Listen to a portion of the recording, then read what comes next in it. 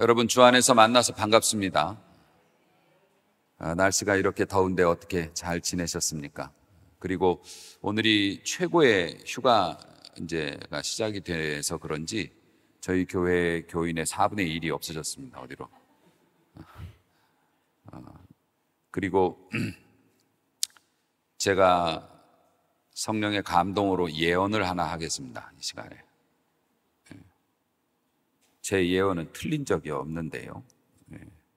앞으로 한 달만 지나면 시원해질 겁니다. 전 한 번도 틀린 적이 없어요. 하나님께서 하시는 일은 일정하시고, 그리고 지금은 끝없이 더울 것 같고 이 세상을 식힌다는 것이 불가능할 것 같지만, 하나님께서 한 번 손을 내밀어 말씀하시면 모든 것이, 심지어는 길바닥에 얼음이 얼 때까지 하나님께서도 그렇게 우리를 챙겨주시죠. 늘 하나님 앞에서 열심히 살고 또 믿음으로 한 걸음 한 걸음 걸어가면 어려움도 근심도 하나님께서 다 없애주시고 편하게 살게 만들어 주실 줄로 믿습니다. 오늘은 야고보서의 마지막 강론입니다. 이 야고보서는 행동하는 믿음이라고 하는 주제를 가지고 있습니다. 그래서 신앙생활 하는 사람들이 자신이 가지고 있는 신앙과 우리의 행동 사이에서 거리감, 우리의 행동 사이에서의 거리감이 왜 있는 건지, 그리고 어떻게 우리가 믿는 사람으로서 처신을 해야 하는 건지 실제적인 이해를 들면서 여기까지 한 2달간 말씀을 들었습니다만은 기억에 남는 건 없으시죠? 딱히 기억에 남는 건 없고 그날 또 은혜를 받아서 잘 소화를 우리가 했습니다. 오늘은 이제 결론에 해당하는 말씀이 되겠는데요. 행함이 없는 믿음은 죽은 것이다. 그러니까 쓸모가 없는 믿음이다. 이렇게 선언을 하면서 살아 움직이는 믿음을 가질 것을 부탁을 했습니다. 야고보가 말하는 이 행함이 있는 믿음, 이것이 어떤 세상에 위대한 업적을 남기는 대단한 일들을 성취하는 게 다가 아니고요. 야고보 사도가 말하는 행함이 있는 믿음이라는 건 방향을 의미했습니다. 다시 말해서 우리가 대단한 업적을 이루지 못했다 하더라도 우리의 삶이 늘 하나님의 말씀을 따라가려고 하는 그러한 방향을 가지고 있다면 하나님께서는 인정해 주신다는 거죠. 세상은 그렇지 않습니다. 세상은 업적과 결과가 좋아야지 인정을 받지만 하나님께서는 방향을 가지고도 우리의 마음을 헤아려 주신다는 거죠. 믿음이라고 하는 것이 지식만으로 죽어있는 것, 우리의 머릿속에 갇혀있는 것이 아니라 살아서 움직이고 우리의 삶에서 함께 동행하고 그 믿음이라는 것이 천국 가는 그 순간까지 항상 표신하게 우리의 삶에서 같이 움직이게 하고 우리 인생을 진짜 행복하게 만드는 능력이 된다. 이것을 우리가 야고보서를 통해서도 깨닫고 보았습니다. 그리고 마지막으로 긴히 당부를 드리고 있는데요. 야고보 사도가 말하는 이 참 믿음을 가진 사람들의 삶의 패턴은 매우 단순했습니다. 복음이 그렇습니다만은 어렵지가 않아요. 그 실예를 오늘 읽은 본문에서도 말하고 있는데, 하나가 뭐냐면 맹세하지 말라고 얘기해요. 믿음 가진 사람들 맹세하지 말라. 이거는 예수님도 그랬어요. 너희는 하늘이든 땅이든 걸고 맹세하지 말라고. 그렇게 맹세하지 말라고 강조하고 있는 이유가 뭘까요? 맹세를 못 지킬 거니까 그래요. 맹세를 못 지키면 죄가 되는데 맹세하지 말라고. 그런데 저도 약간 자괴감을 느끼는 게, 여러분들 1년에 한 번씩 재직 임명할 때 선서하죠. 그리고 이제 앞으로도 임직이 있는데 임직할 때 선서하죠. 여러분은 주일 성수하시겠습니까? 맹세를 강요하는 거예요. 예, 안 하면 안 되잖아요. 그 분위기에서. 예. 온전한 헌금 생활 하시겠습니까? 예. 교회 봉사 생활 철저히 하시겠습니까? 예. 매일매일 기도하시겠습니까? 이런 걸 왜 물어보냐고. 그냥 물어보면 대답해야 되잖아. 맹세했잖아요. 사람들 앞에서 손 들고. 다 범법자요. 네. 그래서 사실 어떤 의미에서는 교회에서는 맹세를 강요하지 말아야 한다. 물론 이제 우리의 마음에 각오와 결단을 다지기 위해서 그렇게 하는 거지만, 사실 회중 앞에서 손 들고 예라고 대답하는 것은 굉장한 무게감이 있는 거고, 하나님께서 들으시는 거라 사실 그것도 조금, 그렇다고 임직하는데 예배는 대충 드리시고 뭐 편한 대로 생활하세요 뭐 이렇게 얘기할 수는 이제 없는데, 참 그렇습니다. 어쨌든 맹세하지 말라는 게, 우리는 맹세를 지킬 만한 능력이 없기 때문에 예수 믿는 사람들이 함부로 맹세하지 말아라. 함부로 맹세해놓고 나중에 못 지키면 변명할 거 아닌가. 변명하면서 이 핑계 저 핑계 대고 그러면 죄 짓는 거니까 하나님 앞에서 맹세하지 말아라 라고 이야기하고 있어요. 맹세를 해야 하나님이 복을 주신다. 대표적인 예로 서원이라는 게 있죠. 서원, 하나님 앞에서 약속하는 거예요. 걸고 약속하는 거예요. 하나님이 이거를 들어주시면 나는 이렇게 하겠습니다 라고 약속을 하는 게 서원인데, 이런 거 가지고도 시험 드시는 분들 굉장히 많았어요. 왜냐하면 특별히 서원이라는 거는 하나님 앞에서 안 지키면 불이익이 있다라는 뉘앙스를 가지고 있거든. 그래서 서원을 하긴 했는데 형편상 이걸 지키지 못하면 그때부터는 마음에 막 근심이 되고, 집안에 뭐 조금 먼 일만 있어도 혹시 내가 서원을 안 지켜서 뭐 이렇게 됐나? 뭐 저희 장모님 같은 경우에도 목회자 사모가 되겠다고 그 서원하셨대요. 서원을 했는데 전도사님하고 교제를 했었대나 뭐 그랬는데 남식이라는 사람이 나타난 거야. 근데 지금도 그러시지만 진짜 깎아놓은 밤톨같이 이쁘세요. 젊었을 때 사진 보면 진짜 꽃미남이에요. 네. 그리고 돈도 잘 벌었대요. 인쇄 기술자라서. 그래가지고 전도사님을 버리고 남식이랑 결혼을 한 거지. 근데 저희 장모님이 지병이 있으셨습니다. 그걸로 이제 소천을 하셨지만 순복음교회 권사님이셨고 기도 진짜 열심히 하시는 권사님이셨고, 근데 일평생 동안 근데 지병이 있으시니까 그런 가슴 아픔이 있으셨다는 거예요. 혹시 내가 이렇게 병이 든 게 내가 서원을 지키지 못해서 하나님께서 내게 벌을 주셨는가?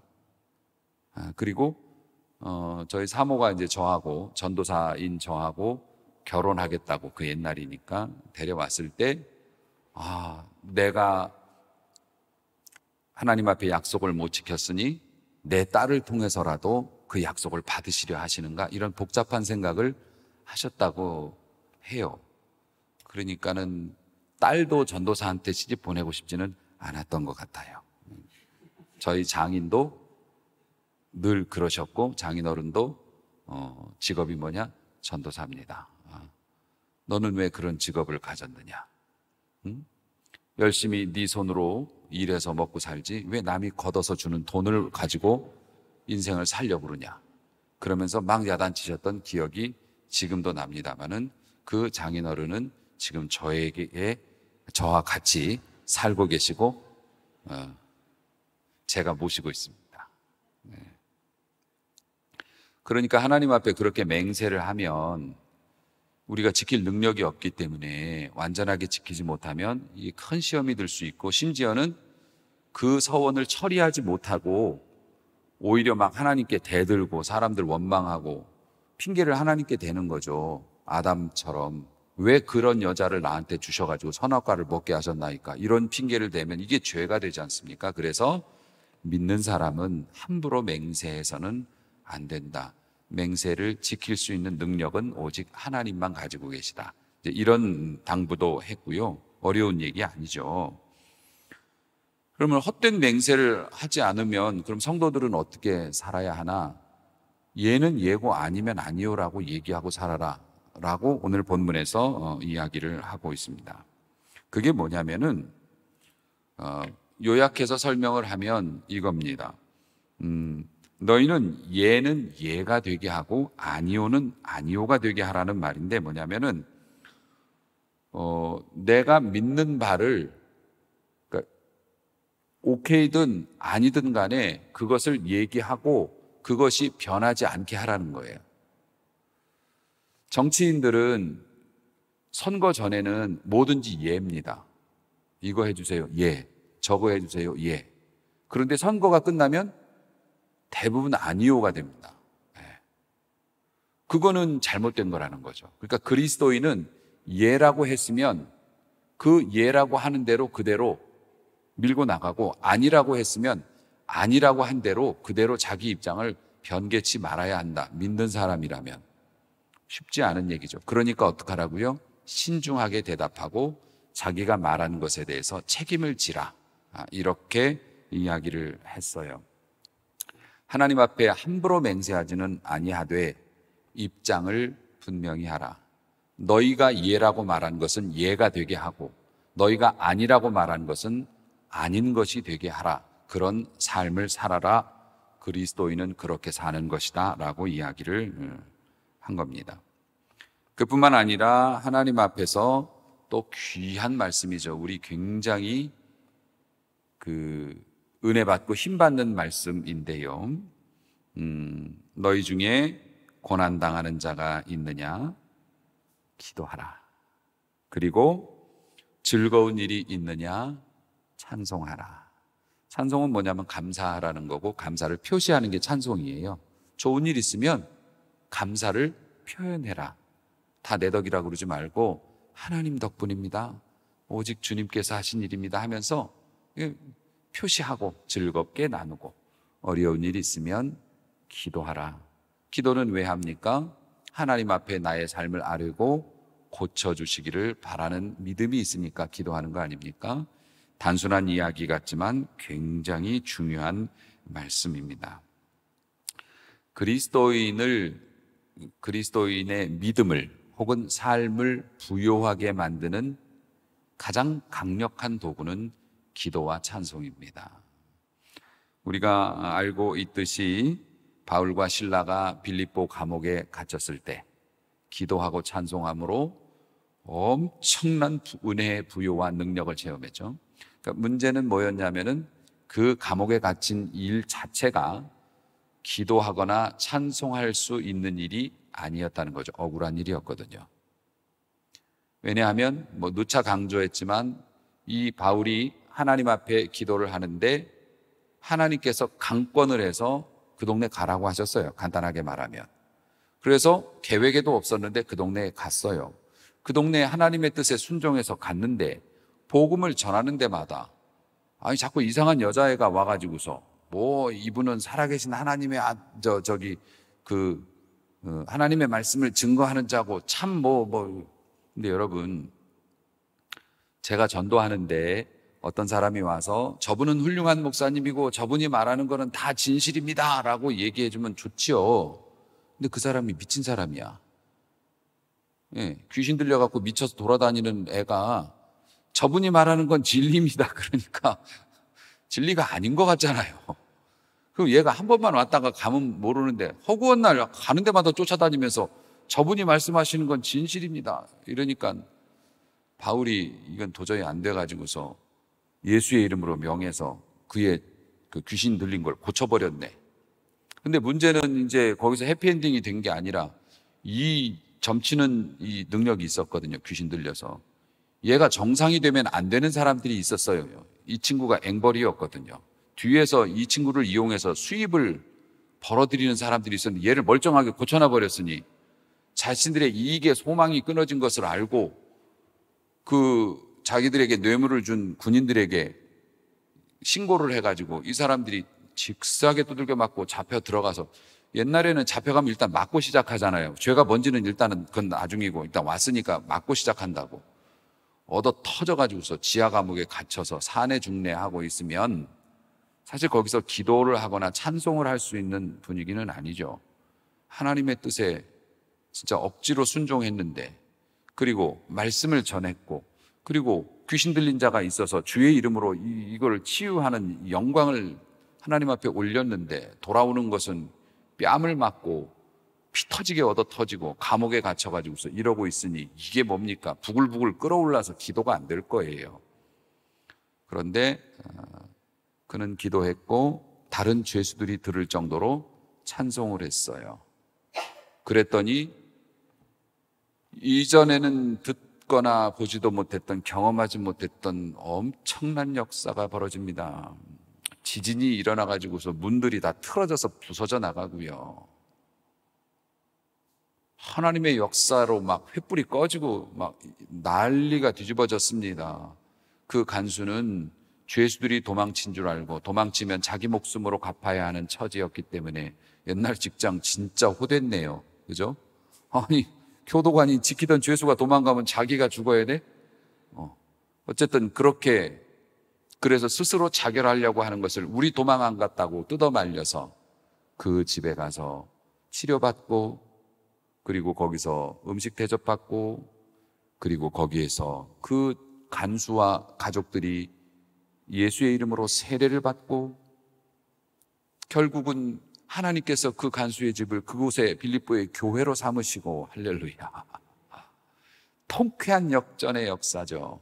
이게 뭡니까? 기도할 수 없는 상황에서 기도를 선택하고, 찬송이 나오지 않는 상황에서 찬송을 선택한 믿음의 역사요, 결론이요, 승리라고 하는 것이죠. 그래서 너희 중에 고난당하는 자가 있느냐? 사도 바울을 봐라. 기도해야 한다. 즐거운 일이 있는가? 찬송하여서 하나님 앞에 영광을 돌리라. 이것이 신자가 살아가는 방식이다라고 이야기하고 있는 겁니다. 뿐만 아니라 이 믿음의 기도에 관한, 기도의 능력을 설명한 말씀이 또 귀합니다. 너희 중에 병든 자가 있느냐? 특이하게도 교회 장로들을 청하여서 기도를 받으라 그래요. 그러면 장로들은 주의 이름으로 기도를 하고 기름을 바르라 그랬어요. 기름을 바르며 그를 위해서 기도하라 했어요. 그러니까 여러분들이 몸이 아프실 때 저한테 와서 안수기도 해달라고 하는 것 되게 좋은 일입니다. 굉장히 성경적인 일이고요. 그리고 저도 기쁜 마음으로 또 자부심을 가지고 하나님께서 저에게 병 고치는 능력을 주셨다고 개척 당시부터 지금까지 믿고 있는 사람입니다. 그리고 역사도 많이 나타났고 원망도 받아봤습니다. 구체적인 예를 이야기하면 여러분들이 눈치채실 것 같아서, 어쨌든 제가 기도해서 다시 건강해지시는 바람에 좀 낭패가 된 일이 있었나 봐요. 어쨌든 뭐 그런 일이 있었는데 우리 이문숙 권사님도 굉장히 몸이 안 좋으셔서 꾸준하게 기도를 받으셨습니다. 이제 그리고 하나님께서 건강을 다시 주셔서 몇 개월 그렇게 예배 끝나고 여러분도 아시죠? 어느 날 졸업을 선언하셨습니다. 이제 그만하셔도 되겠습니다. 아주 보람 있는 일입니다. 목회자가 기도하는 것. 장로를 청하여 기도하라고 하는 것이, 목사도 사실은 장로거든요. 장로교회에서는 목사도 장로예요. 말씀을 증거하는 장로. 또 우리 시무장로님들은 성도님들을 섬기는 일을 하는 장로. 이렇게 이제 구별이 나누어져 있습니다만은, 장로라고 하는 것이 하나님 앞에서 믿음으로 열심을 내면서 충성하는 교회의 연장자를 의미해요. 성경에서 장로라고 하는 것이 교회 일 열심히 하시면서 교회에 존경받는 연장자들을 장로라고 이야기하는데, 무사람에게 증거를 가진 자들, 다른 분들이 봤을 때도 우리 교회의 어른이시다, 이런 이제 분들이 장로라고 할 수 있죠. 믿음 없는 사람이 함부로 기도하면 문제가 생깁니다. 그런 걸로 인해서 우리 교회는 아니지만 우리나라 교회에서 여러 문제들도 많이 생겼습니다만은, 하나님 앞에서 특별히 병든 자를 위하여 기도하는 분들은 어느 정도는 교회에서 인정을 받은 신실한 지도자들이 하시는 것이 좋다. 다만 예외 규정 하나 있습니다. 아버지가 또 혹은 어머니가 자녀들의 머리에 손을 얹고 기도하는 것은 대단히 좋은 일이고 중요한 일이고 꼭 해주셔야 합니다. 하나님께서는 부모에게 하나님의 대리자의 권한을 주셨습니다. 그렇기 때문에 아버지의 이름으로 손들고 기도하는 거, 이건 자식들에게 교육상으로도 좋고 영적인 능력이 나타납니다. 아버지가 초신자라도 상관없습니다. 믿음으로 기도하면 역사가 나타나는 줄로 믿고 자녀들에게 손을 얹어 많이 기도하는 부모가 되시기를 주의 이름으로 축복합니다. 어쨌든 의인의 간구는 역사하는 힘이 크고, 그리고 또 장로들이 기도할 때 기도를 요청하면 기도를 해주는데 기름을 바르고 기도를 한다, 이런 게 있어요. 기름은 올리브 기름입니다. 올리브 기름은 당시에는 치료제로 사용했습니다. 그러니까 집사님, 저한테 안수기도 받으시려면 큰 믿음 가지고 기도를 받으셔야 돼요. 그리고 기도를 받는 동안에는 절대 약을 드시거나 병원에 가시면 안 돼요.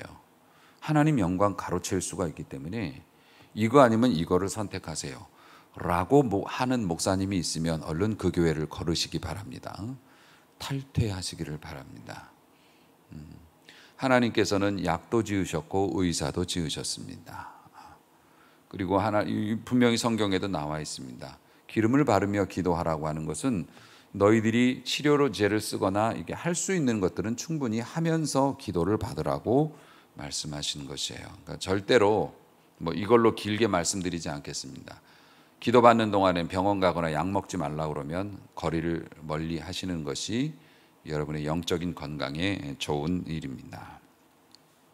하나님 앞에서 믿음 생활하는 사람들은 일반 세상의 상식을 따라가지는 않겠지만 일반 세상 사람들이 봐도 공감할 만한 행동을 하게 됩니다. 특별히 우리가 순교가 필요한 믿음의 순간, 저기서 도망갈 수 있는데 왜 안 도망가고 죽지? 이런 게 있다 하더라도 그런 경우는 우리 인생에 일어날 일은 거의 없고요. 그때는 또 하나님께서 또 특별한 역사를 하시는 거니까.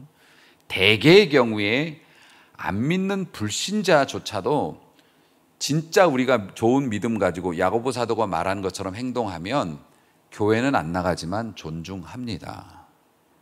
우리들이 말하고 행동하는 거. 나는 예수 믿어서 제사 드릴 수 없다고, 그리고 제사하는데 안 가고, 그러면서 다른 일에도 뺀질뺀질하고 설거지도 안 하고, 그러면 존중하지를 않습니다.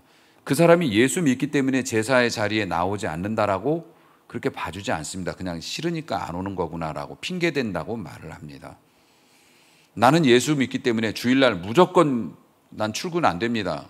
순교 아니면 사표 그러면 평일에 예수 믿는 사람은 더 정직하게 열심히 회사 일을 해서 안 믿는 사람들이 볼 때 저 친구는 믿음 때문에 주일날 일요일날 하는 일을 못하는 거 이해해 줘야 돼. 워낙 열심히 성실하게 착한 사람이라서. 야고보 사도는 그렇게 살아야 된다고 이야기하고 있는 겁니다. 여러분, 야고보 사도는 의인의 간구는 역사하는 힘이 많다고 얘기합니다. 의인의 간구라는 게 뭔지 아세요? 성경에서 의인이라고 하는 건 딱 하나밖에 없습니다. 하나님을 신뢰하는 자가 의인입니다. 하나님을 진짜 믿고 기도하면 별의별 일이 다 일어난다 하면서 특별하게 엘리야의 역사를 여기다가 기록을 해놨습니다.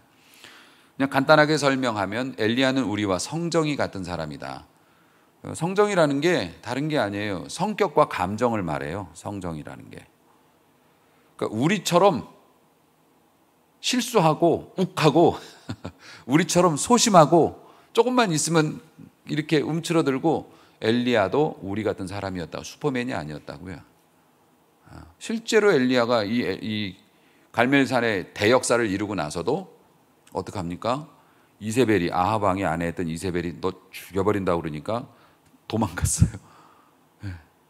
그 역사를 일으키고 하늘에서 불이 내려와서 바알을 섬기는 선지자 450명을 시냇가에 데려가서 다 죽일 정도로 그 역사가 나타났는데도 이세벨이 너 죽여버릴 거라고, 내가 사람 보내서 너 해치울 거라고, 너 막 무서운 사람 보낼 거라고, 그랬더니 엘리야가 도망을 가가지고서 로뎀나무라고 이름은 멋있지만 쌀이나무예요. 그늘도 안 돼. 거기 밑에 들어가가지고서 지금 죽는 게 훨씬 낫겠다고, 살면 뭐하냐고 이러면서 까마귀한테 먹을 거 얻어먹고 그런 감정을 가진 사람이었어요. 우리하고 똑같아요. 그런데도 그 순간 믿음으로 하나님 앞에 기도하니, 제가 오후 예배 시간에 이 엘리야가 제단에서 왜 불을 내리는 시험을 하자고 했는지 설명드렸죠. 하늘에서 불을 내리는 신이 진짜 신인 걸로 하고 한번 대결하자. 바알을 섬기는, 또 아세라 섬기는 이 사람들이 대번에 오케이 했어요. 왜냐하면 이 바알 신이 무슨 신이라고요? 불을 관장하는 신이었거든요. 그러니까 자기들 주특기, 자기 신의 주특기를 가지고 시험을 하자고 한 거예요. 그러니까 바알 섬기는 사람들이 대번에 오케이를 한 거죠. 그러니까 되게 불리한 게임을 했던 이유가 뭡니까? 엘리야가 그만큼 하나님께서 살아계시고 역사한다는 믿음이 있었던 거죠. 자신감. 설령 바알이 불을 내리는 신이라 하더라도 그 바알의 불을 막아주시고 하나님의 불을 내려주실 수 있다라고 확실하게 믿었기 때문이에요. 그러니 그 난리가 났죠. 역사가 일어나고 뒤집어졌습니다. 그러니까 엘리야 같이 그렇게 감정적으로 연약한 사람이라도 믿고 기도하면 이런 놀라운 일이 흔하게 일어난다. 우리 교회 안에서도, 여러분의 가정에서도 이런 믿음의 기도의 역사가 많이 나타나기를 주의 이름으로 축복합니다. 사랑하는 성도 여러분, 에베소서 4장 8절에 이제 뜬금없는 얘기지만 이제 이 말씀이 있습니다. 그러므로 이르기를 그가 위로 올라가실 때 사로잡혔던 자들을 사로잡으시고 사람들에게 선물을 주셨다 하였도다. 이게 이제 무슨 말씀이냐면, 그가 위로 올라갈 때 그가 누구냐면 예수님이세요. 예수님께서 부활하셔서 십자가를 다 이제 짊어지시고 죽으시고 부활하셔서 미션 클리어, 사명을 완수하시고 승천하신 거예요. 이제 올라가실 때 사로잡혔던 자들을 사로잡으셨어요. 사로잡혔던 자가 뭐냐면 마귀한테 포로가 되었던 자들, 죄의 노예가 돼서 마귀가 죽음의 권세를 가지고 너희들 죽으면 끝장이야, 사람들은 안 죽으려고 발버둥을 치고 하나님이고 뭐고 없이 막 그냥 살아보려고 애씁니다. 그렇게 마귀가 사로잡아서 죄의 종로로 타면서 지옥으로 보내던 그 사람들을 다시 사로잡았어요. 할렐루야. 예수님이 그걸 하셨어요. 그리고 나서 그 사로잡은 사람들을 사람들에게 선물로 주셨대요. 선물로 주셨대요. 그러니까 이 앞에 있는 아파트가 무슨 아파트지? 아파트가 있어요. A라고 하는 아파트가 있습니다. A라고 하는 아파트에 누구 구원받을 사람 하나님께서 정하셨어요. 내가 그를 구원하리라. 그리고 그 영혼들을 딱 점 찍어 놓으시고 우리에게 선물로 주셨어요. 근데 그걸 왜 선물이라고 할까? 전도 대상자들인데 왜 선물이라고 할까? 선물이죠. 의사가 죽어가는 사람, 진짜 죽어가는 사람을 살렸어요. 이국종 교수가 석해군 선장을 총 맞아서 진짜 다 죽는다고 했는데 살려냈어요. 물론 고된 일을 했죠. 위험한 수술을 감행했고 힘들었겠죠. 여러 가지 불편한 상황도 있었겠죠. 그런데 살려냈어요. 그러면 자기가 살려낸 사람은 그 의사에게는 평생 자랑이요, 자부심이요, 그럼요, 선물이죠. 선물이죠. 하나님께서 마귀에게 잡혀있던 영혼들을 구원하시기 위해서 예정하시고 그리고 그 사람들을 우리에게 맡기신 거예요. 이런 영적인 원리가 있기 때문에 야고보 사도가 그래서 믿는 사람은 똑바로 살아야 한다. 믿는 사람들은 세상 사람들하고 다르게 살아야 한다. 그러면서 실생활에서 마주치는 여러 가지 문제들을 우리가 그동안 봐왔습니다만은 그렇게 설명을 해주고 있고 오늘도 함부로 맹세하지 말아라. 맹세하다가 맹세 못 지키고 이상한 사람 되면 하나님께서 너희에게 선물로 주신 그 영혼들을 놓치니까 결국 야고보 사도가 하나님 앞에서 우리가 참된 믿음으로 행동하는 믿음으로 살아가야 한다고 계속 열변을 토하고 있는 이유가 뭐냐면 우리가 그렇게 살아서 하나님의 능력을 체험하고 복을 받아야 우리가 다른 사람의 영혼에 좋은 영향을 끼치고 그 사람을 하나님께로 인도할 것 아닌가. 우리에게 주신 사람들, 결국 하나님의 뜻을 이루는 영혼 구원을 위해서 우리가 복을 받아야 한다라고 말씀하고 있는 거예요. 네. 여러분, 한 영혼을 사망에서 떠나서 하나님의 은혜와 생명의 자리로 이끌어내는 일만큼 소중한 일이 어디 있을까? 그것이 제가 목사가 되기로 결심했던 결정적인 이유였고, 저는 그것이 제 생각이라고 생각 안 합니다. 하나님께서 어렸던 저에게 청년 시절에 저에게 주셨던 콜링이죠, 부르심, 그 운명적인 마음이었다고 생각을 하고 있습니다. 제가 진로를 결정해야 하고, 물론 저는 신학이 염두에 없었는데 제가 청년부에서 열심히 청년회장 하면서 활동하니까 그 목사님께서 그 이상했어요. 그 교회가 기장교회였고 한신대 총학생회장을 했던 목사님이셨는데 스타일은 장로교야. 그 아주 지독한 그 고리타분할 정도의 장로교 방식으로 교회를 운영하셨는데 저에게 장로교 교단으로 가서 공부를 해보면 어떻겠느냐라고 말씀을 주셨을 때 저는 하루 정도 생각을 했던 것 같아요. 그러면서 제 마음속에 막 끌어올라오는 일이 지금 내가 하고 있는 일도 먹고 사는 일은 충분하고 지금 내가 하고 있는 일 돈 버는 데는 문제가 없고 직업 안정되게 어린 나이였지만 안정된 길을 걷고 있었는데 인생이 한 번뿐이니까 딱 한 번이니까 내가 돈을 벌거나 뭐 이렇게 세상에서 뭐 많은 일을 하는 것도 좋지만 다른 사람의 영혼을 위해서 내 인생을 쓸 수 있다면 사용할 수 있다면 이보다 더 멋있는 일이 어디 있겠나? 이보다 더 귀한 일이 어디 있겠나? 다른 사람의 영혼을 섬기는 일들, 그 사람들을 올바른 길로 인도하는 일에 내가 인생이 한 번뿐이니까 그렇게 내 인생을 드린다면 고급지겠다. 네, 한 번뿐인 인생, 이게 정말 가치 있는 일인 것 같다라는 생각이 어린 마음에 들었는데 사실 그건 하나님께서 제게 주신 부르심이었다고 생각하고 그리고 저는 망설이지 않고 그 길을 선택해서 지금까지 왔어요. 그리고 목회를 하면서 저희 교회가 뭐 컸던 적도 있었는데 지금은 뭐 큰 교회라고 말할 수는 없지요. 그래서 많은 사람을 막 1000명, 10,000명 인도했으면 좋겠는데 그렇게 하나님 앞에 제가 세례를 준 사람을 이제 기준으로 보거든요. 저는 믿음이 없다가 우리 교회에 나와서 저에게 세례를 받은 사람 그렇게 많지는 않은 것 같아요.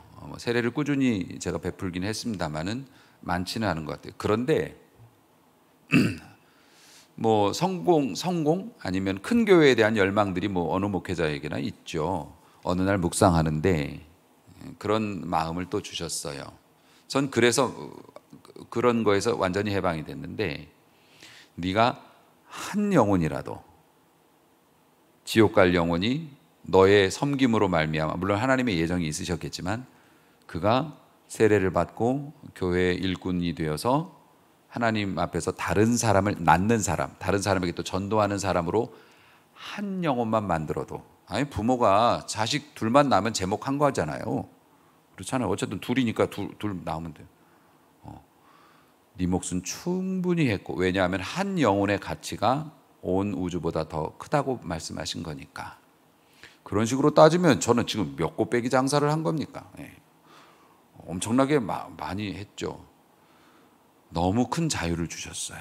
영혼의 가치가 너무 소중하니까 네가 한 영혼, 두 영혼만 제대로 하나님 앞에 인도했다 하더라도 너의 인생은 헛것이 아니었다.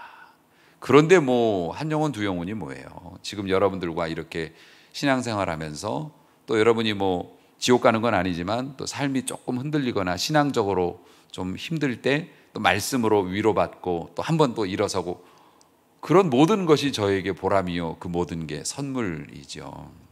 정말 귀한 일이죠. 여러분들도 그래서 여러분들이 잘 되고 복 받아야 하는 이유가 뭐라고요? 내 자식한테 물려주기 위해서가 아니라 여러분의 그러한 삶을 바라보며 좋은 시선으로 여러분 앞에 놓여 있는 잃어버린 영혼들에게 영적인 영향력을 끼치기 위해서 그리스도인들은 그렇게 살아야 한다.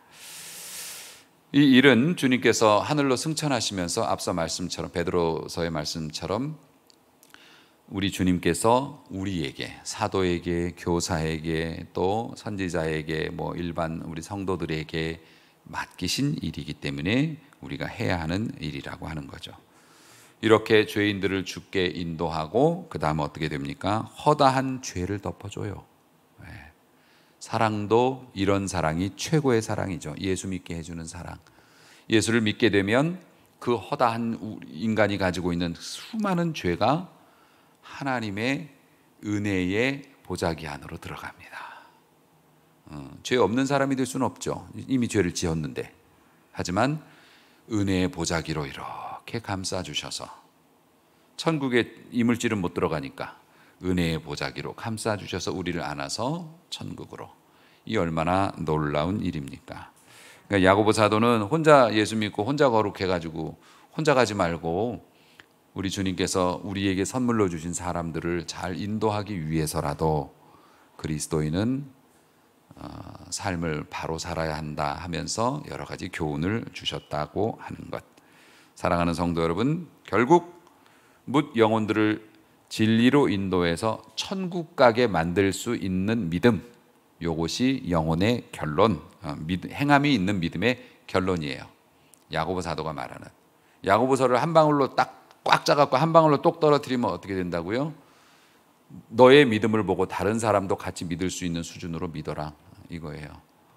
네가 교회 다니는 걸 보고 다른 사람도 부러워서 같이 교회를 다닐 정도로 생활을 해야 한다.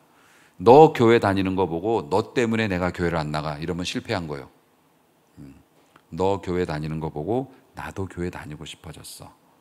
요게 잘 믿는 거다. 이 기준에 맞춰보면 여러분은 어떠신가요? 다 훌륭한 우리 성도님들 잘 하고 계실 줄로 믿습니다만은, 하나님 앞에서 이 기준을 가지고 자신을 한번, 이 거울로 자신을 돌아보고 고칠 만한 게 있으면 고치고, 또 내 힘으로 못 고치는 거면 기도하세요. 그런 기도 하나님께서 기다리시고 엄청 좋아하십니다. 엄청 좋아하세요. 무엇이든지 주의 뜻대로 구하면 들으심이라. 아멘. 그렇게 기도하면서 우리의 삶을 개간하는 즐거움이 끊어지지 않기를 원하고, 항상 날마다 조금씩 좋은 방향으로 변해가는 교회요 성도들이 되어서 하나님께 영광 돌리고 귀한 사명 잘 감당하실 수 있기를 주의 이름으로 축복합니다. 기도하겠습니다.